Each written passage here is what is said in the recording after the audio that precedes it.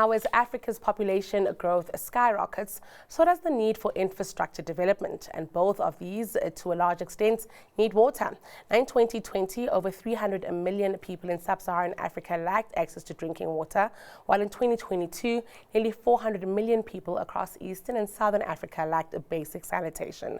African governments, in the meantime, are limited when it comes to tackling various water infrastructure challenges and need the help of the private sector to provide solutions as a means to addressing the country's growing thirst. This is the stance of Hannro Steenekamp, who's consulting analyst at Frost & Sullivan, and he joins us now with more detail. Hannro, always a pleasure. Good afternoon. Hi, how are you doing? Wonderful, Hannro. Thank you for chatting to us. Let's just talk about just how water scarce this continent actually is. Yes, I mean, it's quite clear if you look at the recent crisis in Johannesburg. For the listeners that are not aware, Johannesburg, one of South Africa's biggest cities, big parts of the city has been without water for weeks over the last month. Now, the cause of this, difficult to tell. It's a mix of factors. There was a lightning strike at a power substation. It's also due to the population growth, as you mentioned earlier with Malawi, for example, inefficient water use, leaks in the system, drought, treatment plant failures, aging. It's a mix of factors. And this is not just a problem in Johannesburg. I actually recently read a report which said that more than 2/3 of water treatment plants in South Africa are close to failure. And almost half of all this treated water is lost through leaks.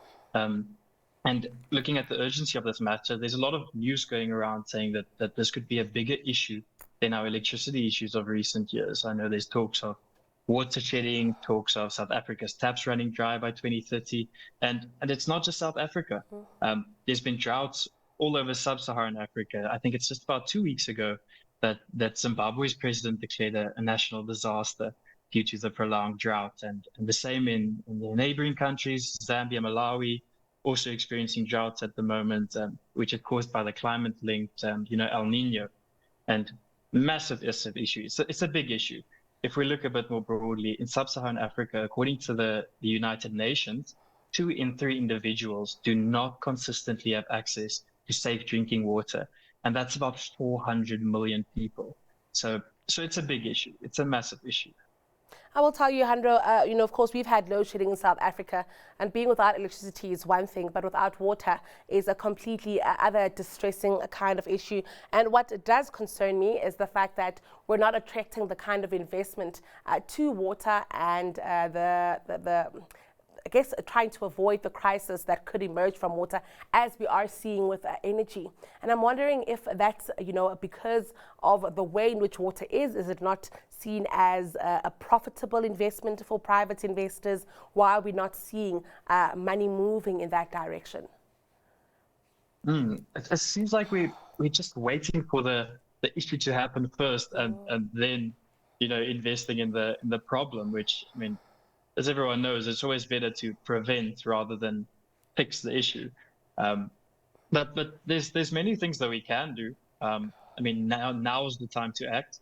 For a start, we need to focus on maintaining our water systems. We need improved infrastructure, better water management. If we can look at in South Africa getting some new reservoirs, new boreholes, and we also need the right policies in place. We always say this, we need the right policies. We need the right policies, and we also need skills programs for individuals, these skills relating to the monitoring and the managing of the water infrastructure, as well as improving the distribution and the delivery systems of this water. And then we need to maintain this infrastructure. Now, private sector's financing, as you mentioned, regarding the financing and the investment we need private sector to take part. We need private public sector collaborations.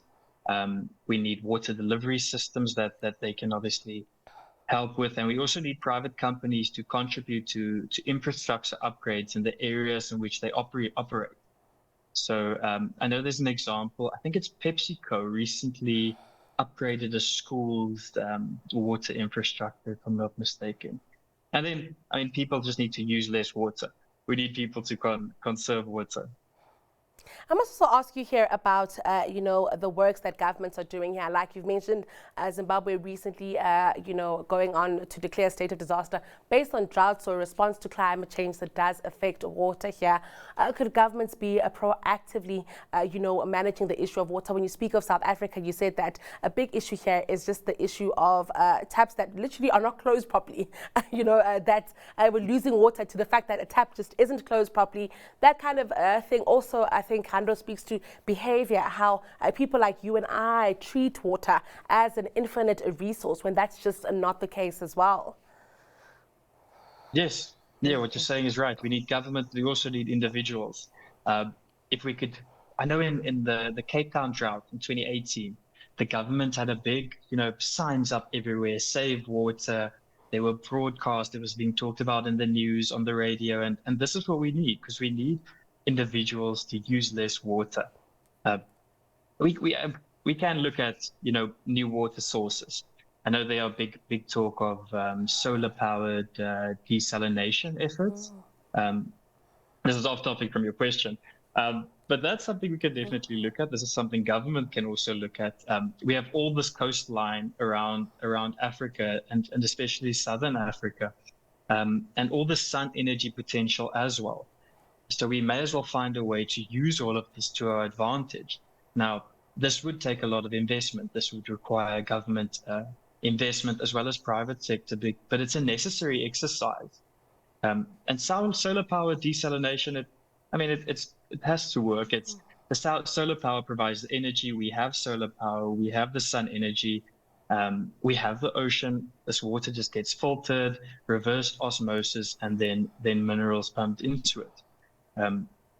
But we can also look at, water treatment technology startups, such as wastewater treatment facilities. Now, that always, sounds disgusting to someone who's not involved in the field. If you tell the normal person you're going to take their sewage and make drinkable water from it, but there's been successful systems in place. I know in Windhoek there's a water sewage treatment facility, and I think it's been running for about 20 years, which treats their sewage through filtering and chemicals, and this water meets global standards for drinking. So if it works there, it's definitely something that the rest of Africa could look at. Certainly a sector that does need lots of resources moving in that direction. Hannro, an absolute pleasure speaking to you today. Thank you for your time. That was consulting analyst at Frost & Sullivan, Hannro Steenekamp.